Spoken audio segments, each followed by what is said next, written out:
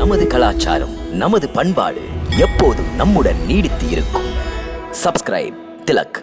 பகவதி மகாலட்சுமி மாதா தேவாசுர யுத்தத்தை பற்றி குறிப்பிட்டார்கள் அல்லவா? அதுவே நடந்தது. தேவர்களும் அசுரர்களும் மீண்டும் மீண்டும் மோதிக்கொண்டார்கள்.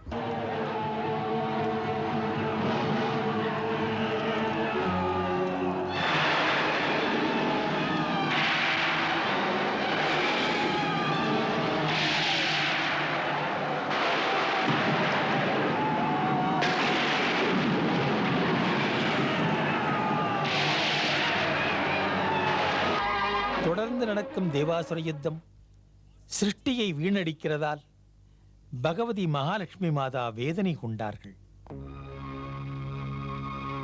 என்ன விஷயம் தேவி? கற்பனையா கவலையா? பிரபு, தாம் அறியாததா? ஏன் இந்த பயங்கர தேவாசுர யுத்தம் நடக்கிறது?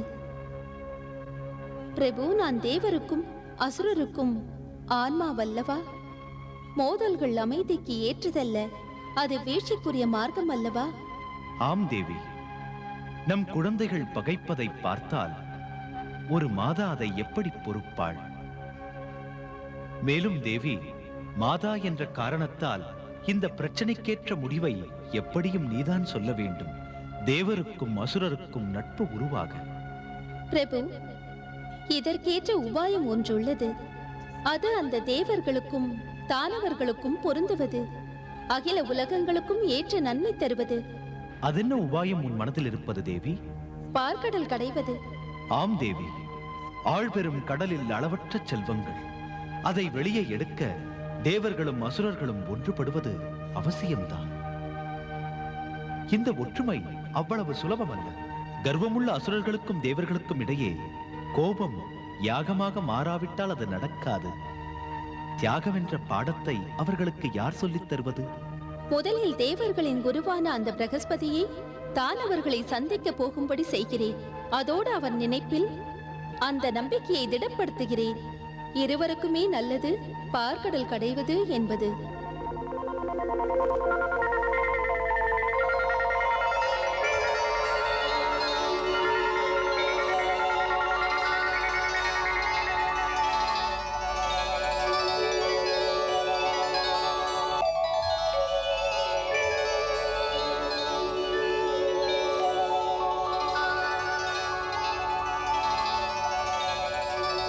ஸ்ரீ ஆதிசக்தி மகாமாயா தேவகுரு பிரகஸ்பதியின் வணக்கம். இனிதாகும் எல்லாம். ஹே ஆதிசக்தி பகவதி, தாம் எனக்கு தரிசனம் தந்து அருள் செய்தீர்கள். தாயே, எனக்கு என்ன கட்டளை? தேவகுரு, தேவர்களின் நலன் காக்கும் பிரகஸ்பதியே, நல்லதொரு பணி நிறைவேற வேண்டியிருக்கிறது. நான் விரும்புவது உலக நலம் தான். அதை உருவாக்க தேவாசுர யுத்தம் நிறுத்தப்படாமல் இருந்தால் என் நோக்கம் நிறைவேற வழியில்லை. அதற்கு இருவரும் இணைவது தேவை. தேவர்கள் அசுரர்கள் இணைவதா? ஹே ஆதிசக்தி மகாமாயா, பகலும் இரவும் ஒன்றுபடுவது என்பது எவ்வாறு தாயே? ஹே தேவகுரு, பகல் இரவை சந்திப்பதால் இரவும் பகலை போல் ஒளி பெறுகிறது. ஹே மாதா, தாம் அறிந்ததே, அசுரர்கள் சக்தி உள்ளவர்கள், அதோடு தேகபலம் உள்ளவர்கள். ஆகையால் அவர்கள் தேவர்களிடம் நட்பு என்று சொன்னால் கரம் நீட்ட மாட்டார்கள். அதனால் சமாதானம் என்ற சொல் அங்கு எடுபடாது. ஹே தேவகுரு, தாம் ஒரு ஞானி. ஆகையால் குரு என்ற நிலையில் அவர்களுக்கு இதை பற்றி நினைவுறுத்துவது தமது பொறுப்புதானே? அன்னையின் ஆணைப்படியே. ஹே ஆதிசக்தி மகாலட்சுமி மாதா, முடிந்தவரை நான் எடுத்துச் சொல்வேன். தேவர்களை இணங்க வைப்பேன்.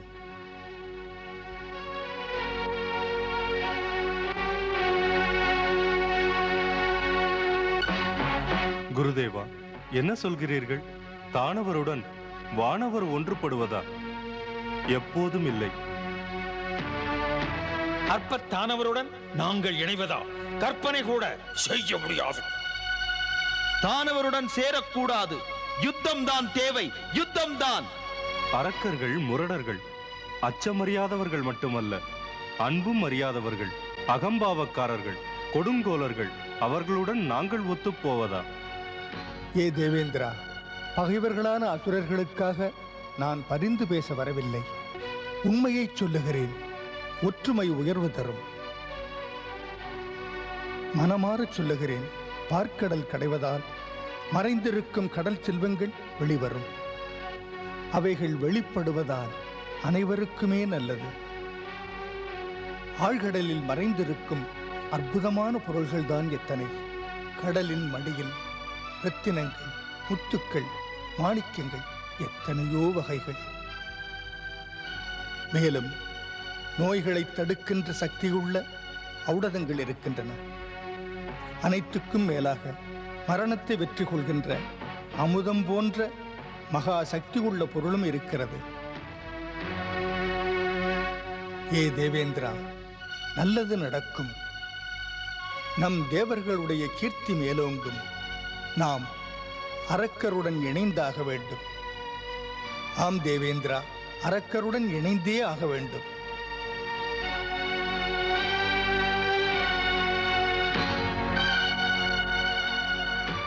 தாம் சரியாகச் சொன்னீர்கள் குருதேவா. தாம் சொன்னதை மதித்து நடக்கிறேன். தாமும் நானும் சேர்ந்து இன்றே புறப்பட்டு அரக்கரவேந்தன் பலியிடம் செல்வோம். என்ன நினைத்தார்கள்? அசுரரும் தேவரும் சேருகின்றதா?